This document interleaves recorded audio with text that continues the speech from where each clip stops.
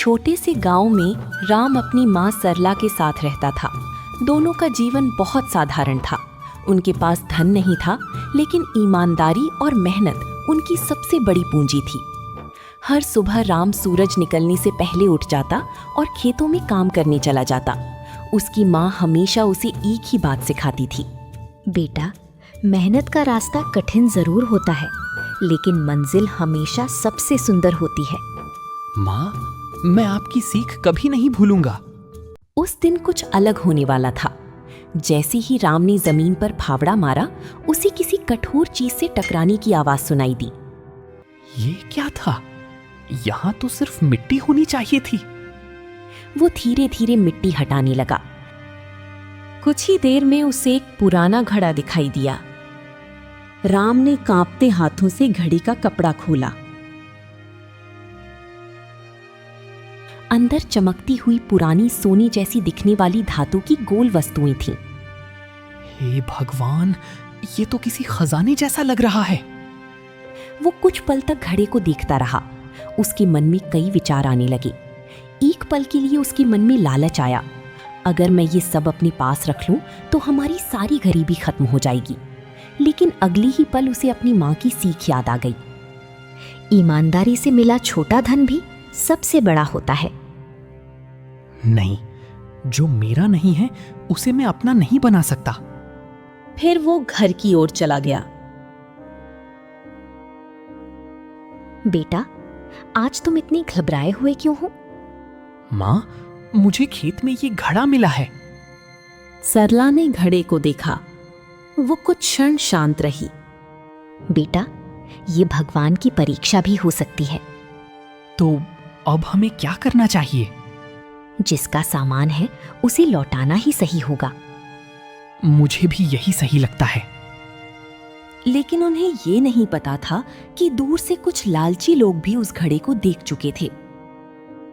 वे धीरे धीरे उनके घर की ओर बढ़ रहे थे। राम को लगा कि कुछ गड़बड़ है। माँ, बाहर कुछ लोग हमारी तरफ आ रहे हैं। बेटा, सावधान रहना। लगता है असली परीक्षा अब शुरू होने वाली है। राम और उसकी माँ समझ चुके थे कि बाहर खड़े लोग किसी अच्छे इरादे से नहीं आए हैं। दोनों ने हिम्मत नहीं हारी। दरवाजे पर जोर से दस्तक हुई। कौन है? हमें पता है कि तुम्हें खेत में एक पुराना घड़ा मिला है, उसे हमारे हवाले कर दो। राम ने माँ की ओर देखा। बेटा, सच का साथ मत छोड़ना। माँ, अगर हमने घड़ा इन्हें दे दिया तो ये किसी और का हक छीन लेंगे। और अगर छिपा लिया तो हम भी गलत होंगे। कुछ क्षण सोचने के बाद राम बोला, हम इसे गांव के प्रधान के पास ले चलेंगे, वहीं सच का फैसला होगा। यही सही रास्ता है। रात होने लगी थी। राम और सरला गांव की चौपाल की ओर बढ़ने लगे, लेकिन लालची लोग भी उनके पीछे पीछे चल पड़े। माँ, घबराइए मत, बस थोड़ा और। राम और सरला जैसे ही चौपाल पहुंचे, वहां कई ग्रामीण मौजूद थे। सबने घबराए हुए दोनों को देखा। क्या हुआ? राम ने पूरी बात सबके सामने बता दी।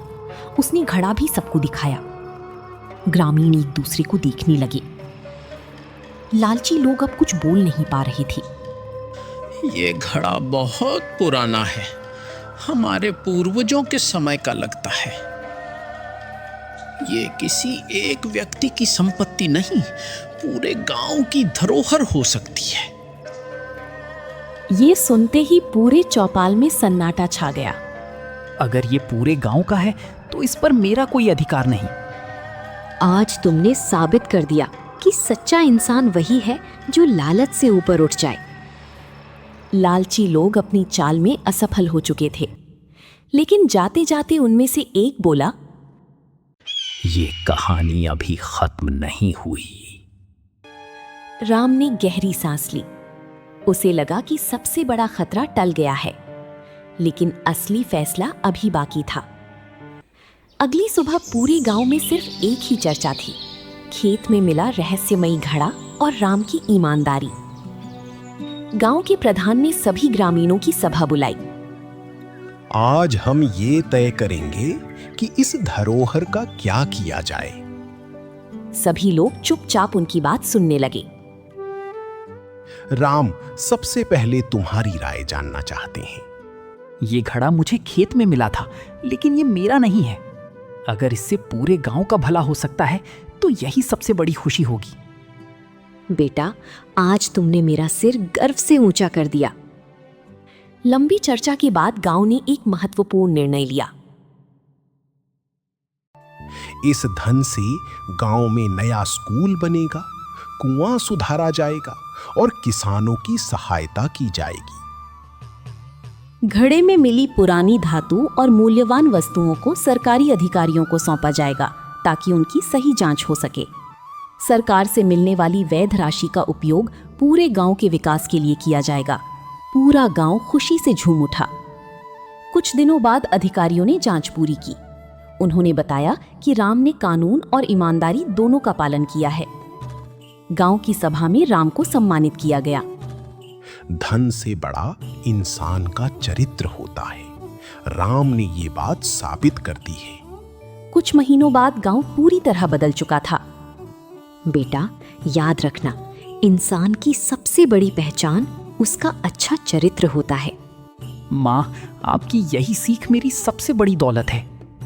जीवन में कई बार ऐसे अवसर आते हैं जब लालच हमें सही रास्ते से भटकाने की कोशिश करता है, लेकिन जो व्यक्ति ईमानदारी, धैर्य और मेहनत का साथ नहीं छोड़ता, अंत में जीत उसी की होती है।